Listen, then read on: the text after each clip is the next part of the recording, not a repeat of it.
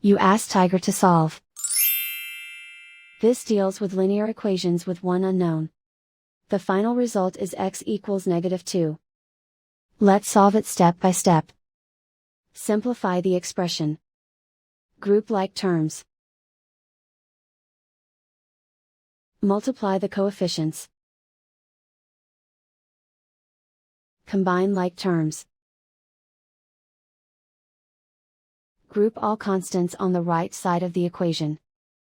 Add 8 to both sides. Simplify the arithmetic.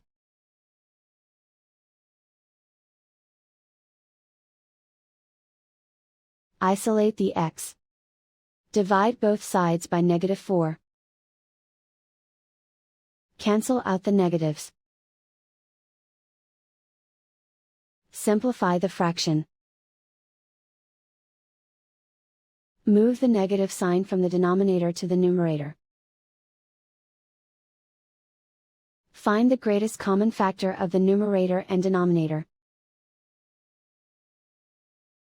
Factor out and cancel the greatest common factor. And so the final result is x equals -2.